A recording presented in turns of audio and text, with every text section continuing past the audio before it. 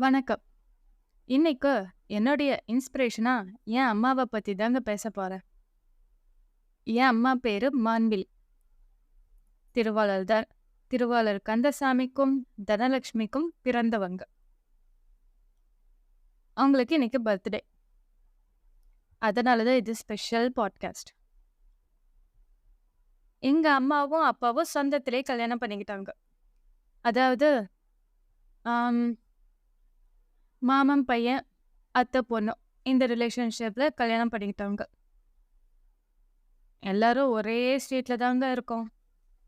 எங்களுக்கெல்லாம் சொந்தக்காரங்களேன்னா நாங்கள் வெளியே எங்கேயும் போகவே தேவையில்ல. ஒரே தெருவுலயே இருக்கிறோம். எனக்கெல்லாம் எங்கள் அம்மா வகை சொந்த ஒரு சைடு, அப்பா வகை சொந்த ஒரு சைடு. அந்த மாதிரி.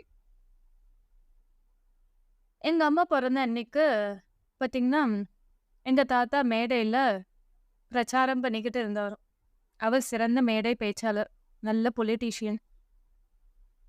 எங்கள் அம்மா காதில் ஏதோ ஒரு சதை இருக்குன்னு சொல்லி அவங்க அதெல்லாம் பயந்துக்கிட்டாங்க. அந்த காலத்தில் இந்த மாதிரிலாம் பார்த்தது இல்லைங்கிறதுனால புதுமையாக இருக்கவங்க பயந்துக்கிட்டாங்க. அதனால எங்க தாத்தாவுக்கு தெரிவிக்க அவர் பயந்துகிட்டு வந்திருக்காரு. இதுல பாத்தீங்கன்னா, எங்க அம்மாவுக்கு முன்ன பிறந்தவங்க ஒரு பொண்ணு இருக்காங்க. அதுக்கப்புறம் ஒரு பையன். ஆனா அவரும் இறந்துட்டாரு. அதுக்கப்புறம் தான் எங்க அம்மா பிறந்தாங்க. 2 பொண்ணுங்கிறதுனால இவங்களுக்கு ஒரு பயம் வந்துடுச்சு. அதனால சொந்தத்திலேயே மேரேஜ் ஃபிக்ஸ் பண்ணிக்கிட்டாங்க. இது. அதுக்கப்புறம் எங்க அம்மாவுக்கு அடுத்து ஒரு குழந்தையும் பிறக்குது. அதுவும் இறந்துடுது. அதுக்கப்புறம் எங்க தாத்தாவுக்கும் பாட்டிக்கும் 3 பசங்க. எங்க அம்மாவோட அம்மா தனலட்சுமிக்கு அதுல என்னதான் கோபமோ தெரியல எங்க அம்மா மேல. எங்க அம்மாவு மேல ராசி இல்லைன்னு நினைச்சாங்களோ, இல்ல என்ன ஏதுன்னு தெரியல. ஏன்னா எங்க அம்மாவுக்கு முன்ன பிறந்தவரும் உயிரோட இல்ல, பின்ன பிறந்தவரும் உயிரோட இல்லைங்கிறதுனால, அதாவது குழந்தையிலேயே அவங்களாம் இறந்துட்டாங்க. அதனால எங்க பாட்டி தனலட்சுமி எங்க அம்மாவை ஒரு வேலைக்காரியாட்டம் தான் ட்ரீட் பண்ணியிருக்காங்க. மத்தவங்களுக்கெல்லாம் ராஜபோக வாழ்க்கை. அடிக்கிறது, கொடுமைப்படுத்துறது, வார்த்தையால நொடிக்கிறது, இது எல்லாத்தையும் ஃபேஸ் பண்ணி தான் அவங்க வளர்ந்துக்கிட்டே வந்தாங்க. வீட்ல மாடு மாதிரி வேலை செய்யணும். அப்பையில கிணத்துல இருந்து தாங்க தண்ணி சேர்க்கணும். அதெல்லாத்தையும் சேர்த்து இது பண்ணணும். விறகடுப்புல தான் சமைக்கணும். கையில தான் மாவாட்டணும். இவங்களே தான் எல்லா வேலையும் செய்வாங்க. நான் அடிக்கடி நினைக்கிறது உண்டு. இந்த நிறத்தினால பிரச்சனையா? இல்ல இந்த வாரிசுனால பிரச்சனையா? அப்படின்ட்டு. இப்பைலாம் நான் யோசிக்கும்போது அப்படிதான் நான் யோசிப்பேன். ஏன்னா எங்க அம்மாவோட அக்கா பார்த்தீங்கன்னா, நல்ல ஒயிட். அவங்களோட நிறம் மாறிடக்கூடாது. இல்ல வேலை செஞ்சா ஏதாவது ஆயிடும் அப்படின்ட்டு அவங்கள வேலையே வாங்காம அப்படி வளர்த்தாங்களோ என்னவோ! இதுல பார்த்தீங்கன்னா, ஒரு இன்ட்ரஸ்டிங்கான ஸ்டோரி என்னன்னா, எங்க தாத்தா பாட்டி இருக்காங்க இல்லையா? தனலட்சுமியும், கந்தசாமியும். கந்தசாமி நல்ல ஒயிட்டுங்க. நம்ம எம்ஜிஆர் கலர் மாதிரி. எங்க பாட்டி தனலட்சுமி, நம்ம கேப்டன் விஜயகாந்த் மாதிரி கருப்பு. இவங்க 2 பேரும் கல்யாணம் பண்ணிட்டாங்க. அது அவங்களது ஒரு இன்ட்ரஸ்டிங்கான லவ் ஸ்டோரி. எங்க தாத்தா, எங்க பாட்டிய பார்த்து லவ் பண்ணாரு. பொண்ணு கேட்டாரு. மாமனாரு, அதாவது எங்க பாட்டியோட அப்பா, "நீ 3 வீடு எழுதி வச்சின்னா பொண்ண குடுக்குறேன். அவ கல்யாணம் பண்ணிக்கிறேன்னு சொல்லிட்டா" அப்படின்ட்டாங்க. எங்க பாட்டி அப்பவே புத்திசாலித்தனமா சொத்து எழுதி வாங்கிக்கிட்டு தான் கழுத்தீவே நீட்டியிருக்காங்க. இப்படிப்பட்ட ஒரு கப்புள்ஸ்க்கு பிறந்தவங்க தான் எங்க அம்மா. எங்க அம்மாவுக்கு புக்ஸ் எல்லாம் படிக்கிறது ரொம்ப பிடிக்கும். அப்பல்லாம் எங்க தனலட்சுமி பாட்டி அடிக்கடி சினிமாக்குலாம் போவாங்க. நெறைய டைம் வாரத்துக்கு 4 நாளாவது 4, 5 நாளாவது சினிமாவுக்கு போய்க்கிட்டே இருப்பாங்க. இல்ல கன்டினியூஸா படம் பார்த்த நாட்களும் உண்டு. நாங்க வளர்ந்தப்பவும் நெறைய பார்த்துருக்கோம். அதனால சில சினிமா பாட்டெல்லாம் கூட எங்க அம்மா பாடுவாங்களாம். எங்க தாத்தா கேட்டு ரசிப்பாராம். அப்புறம் புக்ஸ் நல்லா படிப்பாங்களாம். இந்த ராணி புக். அந்த ராணி புக்லாம் நெறைய படிப்பாங்களாம். எங்க அப்பாவுக்கு அதாவது அவருடைய அப்பா, எங்க தாத்தா பழனியப்ப பிள்ளை, இவள தான் கல்யாணம் பண்ணிக்க போறேன்னு எங்க அம்மாவ கை காட்டி விட்டுட்டாரு. சொந்தக்காரங்களும் அதையவே கை காட்டி விட்டுட்டாங்க. இந்த உசுப்பேத்துனதுனால எங்க அப்பாவுக்கு காதல் மலர்ந்து விட்டது. சின்ன வயசுலயே. எங்க அப்பாவுக்கு கல்யாணம் எங்க அப்பாவுக்கும், அம்மாவுக்கும் கல்யாணம் ஆகும்போது எங்க அப்பாவுக்கு 19 வயசு. எங்க அம்மாவுக்கு 16 வயசு. அப்ப யோசிச்சு பாருங்க. இவங்க 2 பேத்துக்கும் காதல் தூதா இருந்தது புக்ஸ் தாங்க. எங்க அப்பா அதுல எம்.வின்னு போட்டு தான் அந்த புக்ஸ வந்து எங்க அம்மா கிட்ட கொண்டு போய் குடுப்பாங்க. எங்க அம்மா அந்த புக்ஸ படிக்கணும் அப்டின்ட்டு. எங்க அம்மாவுக்கு பல நாள் அதுக்கான அர்த்தம் தெரியவே இல்ல. அதுக்கப்புறம் யாரோ சொல்லி தான் அது மான் விழிங்கிறது அவங்களுக்கு புரிஞ்சதாம். இப்படிதான் எங்க அப்பா எங்க அம்மா கிட்ட தன்னுடைய காதல சொல்ல ரொம்ப முயற்சி பண்ணியிருக்காரு. ஆனா, அப்புறம் கல்யாணம் ஆச்சு. கல்யாணம் பண்ண 1 வருஷத்திலேயே எங்க தாத்தா இறந்துர்றாரு. அப்புறம் நாங்க 3 பேரும் பொறக்குறோம். எங்க 3 பேத்தையும் வளர்க்குறாங்க. எங்க அம்மா பார்த்தீங்கன்னா, எங்க தாத்தா அப்படியே வந்து நான் தான் சொன்னேன் இல்லையா, வீட்டு வேலைக்காரியாவே வளர்த்துட்டாங்க அப்படின்னு சொல்லிட்டு.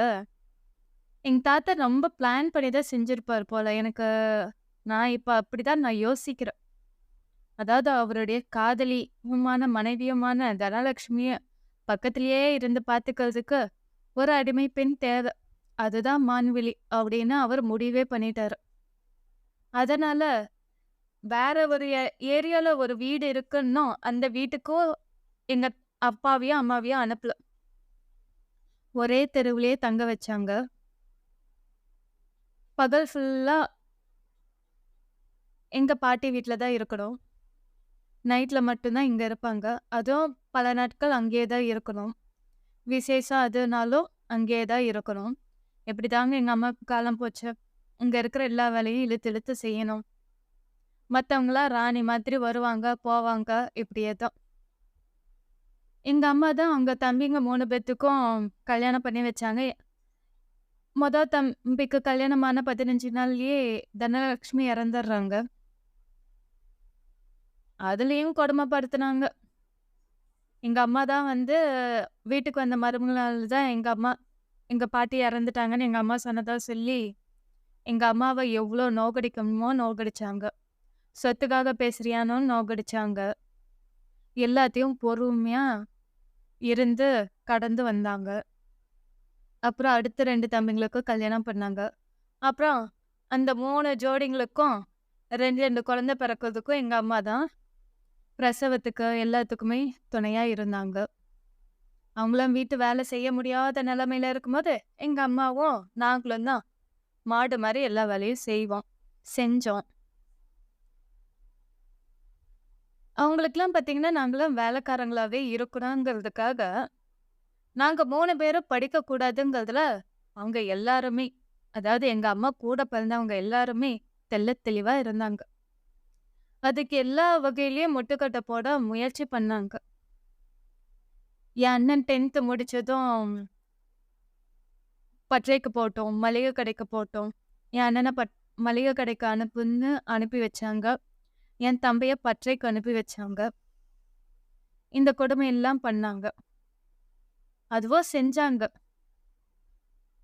எங் மாமன் ஒருத்தரு, "உனக்கு அதுல காசாவது வரும்ல, இவங்க 2 பேரும் வேலைக்கு போனா, 3 வேளை நல்லா சாப்பிடலாம்" அப்படின்னாங்க.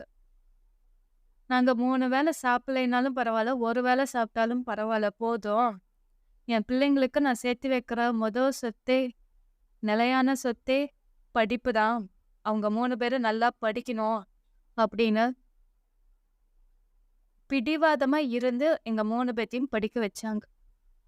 எங்க அப்பா கூட அப்படி இப்படின்னு தடுமாறினாரு. இதுதான் இப்படிதான் பண்ணணும்னு எங்க அப்பாவுக்கும் வழிகாட்டியா இருந்தது எங்க அம்மா தான்.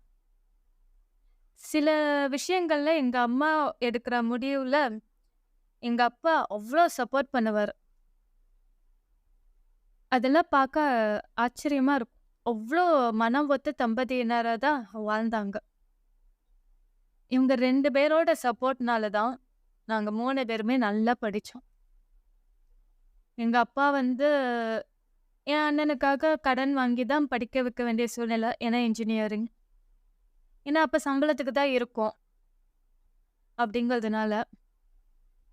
அப்புறம் ஒரு கட்டத்துல சூழ்நிலைகள் மாறும்போது, எங்க அப்பா சொந்தமா கடை வைக்க வேண்டிய நிலை வந்துச்சு. வச்சோம். வியாபாரமும் சிறப்பா நடந்துச்சு. அதுலயும் சொந்தக்காரங்க 3 தாய்மாமங்களும் இந்த கடைக்கு போய் வியாபாரம் பண்ணக்கூடாதுன்னு பல வகையில தட இடைஞ்சல் பண்ணாங்க. பாட்டிங்களுக்கெல்லாம் மெனக்கெட்டு ஃபோன் பண்ணியே சொல்லி, இங்கெல்லாம் வியாபாரம் பண்ணக்கூடாதுன்னு தொரத்தியும் விட்டுருக்காங்க. அது எல்லாத்தையும் கடந்து வந்து தான் எங்க அப்பா வந்து சம்பாதிச்சாரு. அதுக்கு துணையா இருந்தது எங்க அம்மா. ஒரு இதுல லாபம் வரும்போது கடன அடைக்கக்கூடிய தொகையும் சேர்ந்துச்சு. அதனால நான் ஃபோர்ஸ் பண்ணதுனால போய் கடனும் அடைச்சுட்டு வந்தாங்க. கடன் வாங்குறதும் தப்பாம். கடன் குடுக்கறது அத விட பெரிய தப்பாங்க. சொந்தக்காரங்களுக்கு. ஏன்னா அவங்களுக்கு வட்டி பணம் குறையுது. ஒரு அடிமை கை நழுவி போறான் அப்படின்ட்டு.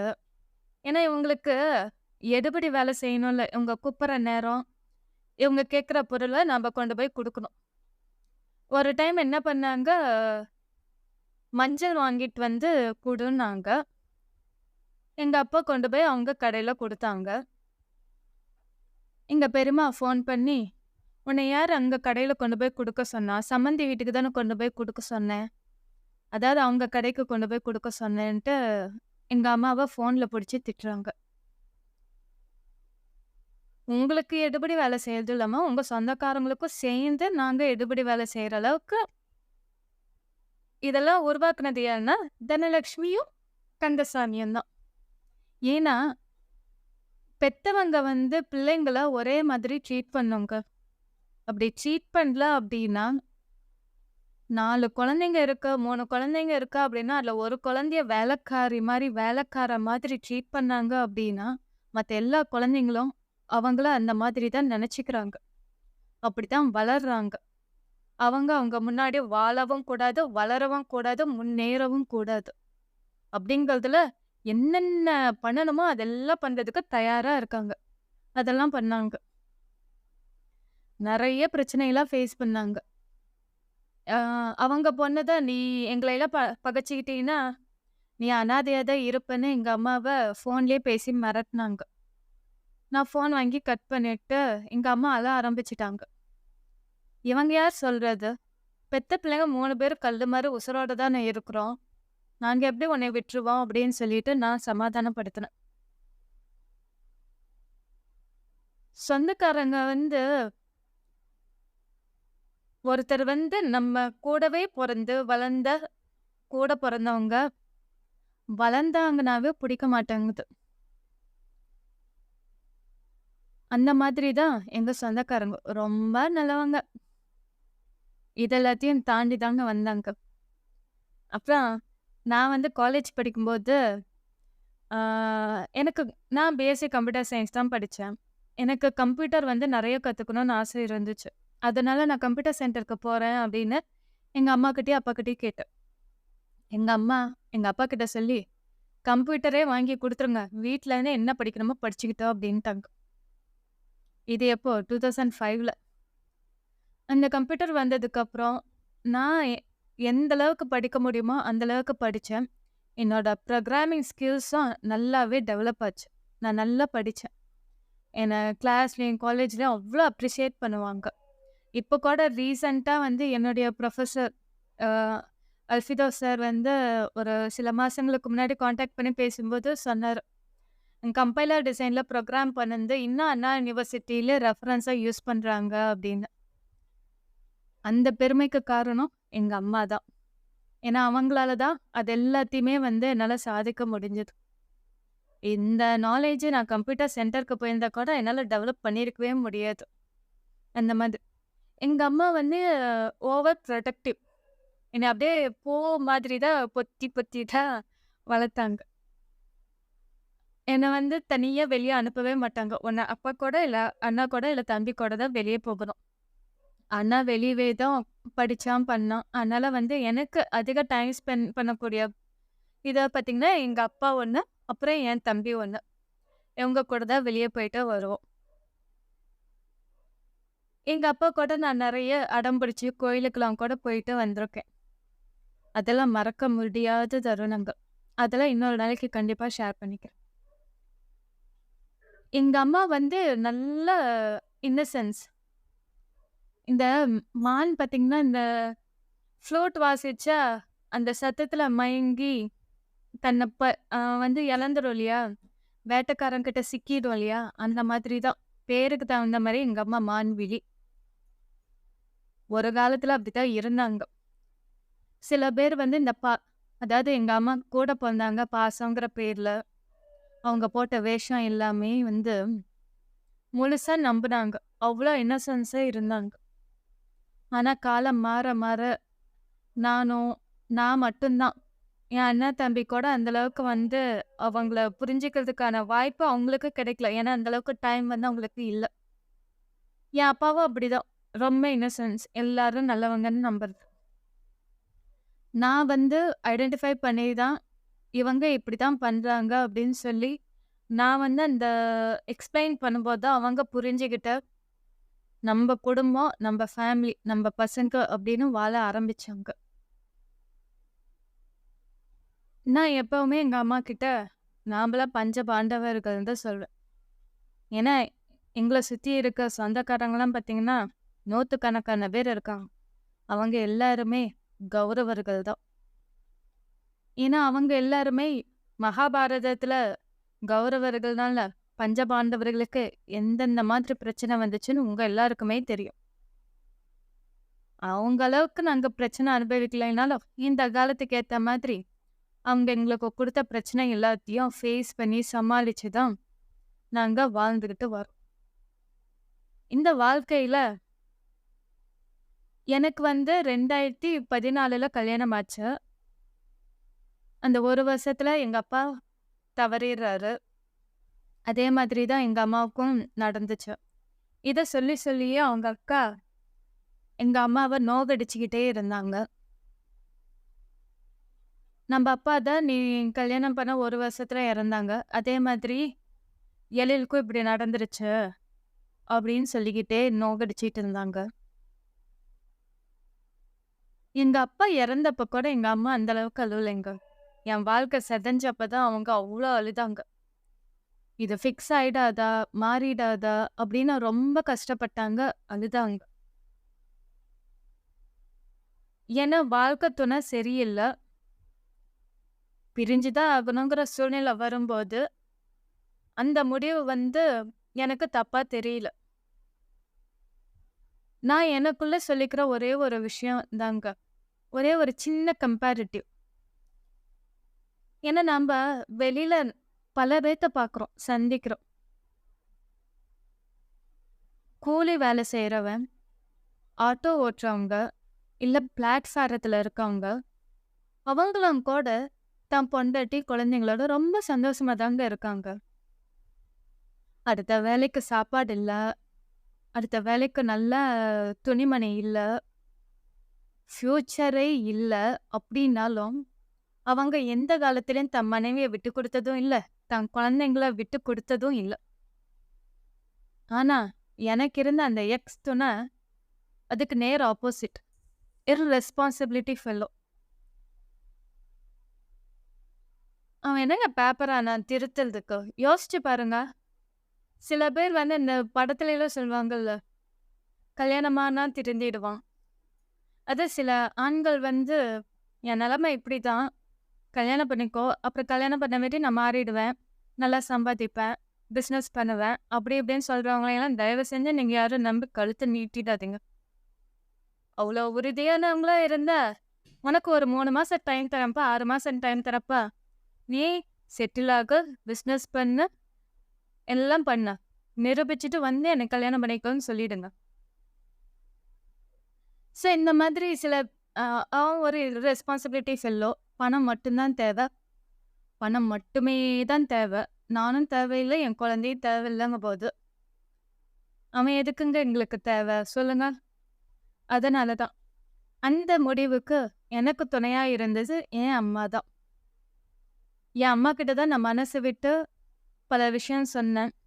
இதெல்லாம் ஏன் முன்னையே சொல்லல? ஏன் முன்னையே சொல்லலன்னு அவங்களுக்கு அந்த ஆதங்கம் இந்த நிமிஷம் வரைக்கும் இருக்கு. இல்லாம இல்ல. அத என்னால முழுமையா உணர முடியும். நானும் எவ்வளவோ முயற்சி பண்ணேன். ஓகே.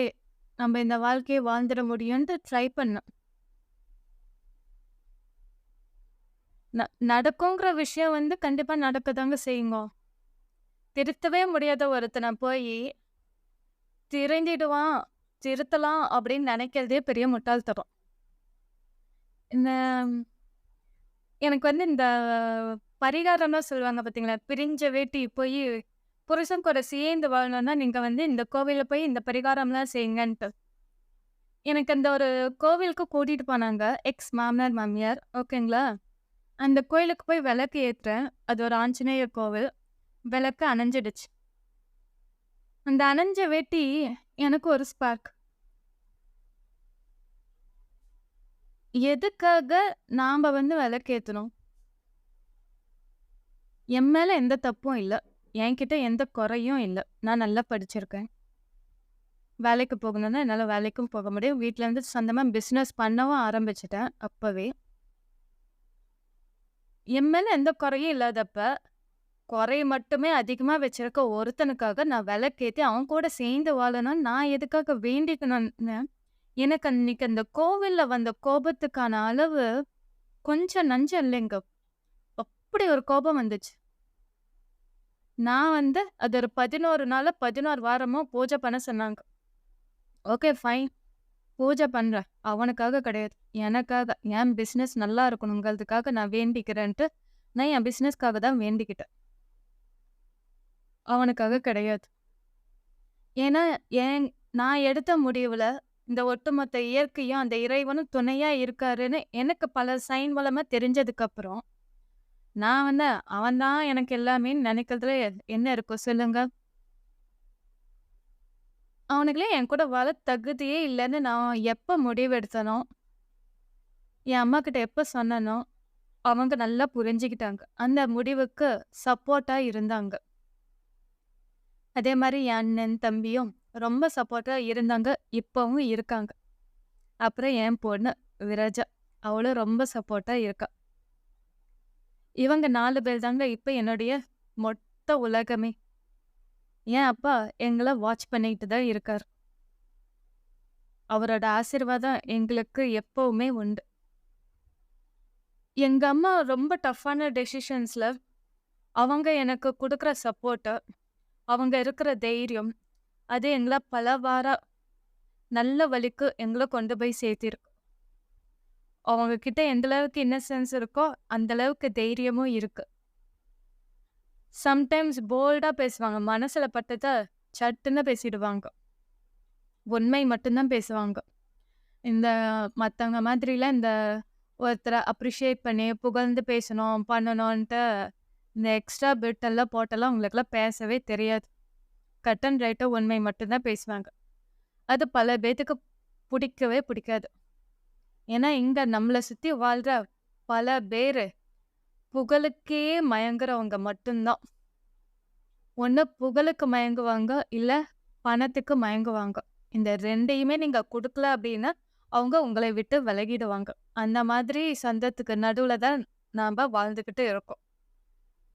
3வது அவங்க தன்கிட்ட இருந்த பிற்போக்கு சிந்தனையான இந்த நான்வெஜ் சாப்பிடுறது, அப்புறம் பார்த்தீங்கன்னா, கோவில்ல எல்லாம் வந்து இந்த பலி குடுக்கணும்லாம் வேண்டியிருந்தாங்க. Once upon a time. அது எல்லாமே தப்பு அப்டின்ட்டு உணர்ந்து, அது எல்லாமே நானும், அம்மாவும் நெறைய வாதம் பண்ணியிருக்கோம். சண்டை போட்டுருக்கோம். அதுல நாங்க சொல்ல வர கருத்துல உண்மை இருந்துச்சு, நியாயம் இருந்துச்சுன்னா, வயசு வித்தியாசம் பார்க்காம அத முழுமையா அக்செப்ட் பண்ணிக்கிற பக்குவம் எங்க அம்மாகிட்ட நெறையவே இருக்கு. இப்பலாம் பார்த்தீங்கன்னா, நெறைய பேரு பெரியவங்கலாம், "இவன் என்ன சொல்றது? இவன் வயசு என்ன? என் வயசு என்ன? இவன் எனக்கு அட்வைஸ் பண்றதா? எனக்கு எல்லாம் தெரியும்." அப்படிங்கிற தாட்ல வாழ்றவங்க தான் இந்த காலத்துல அதிகம்.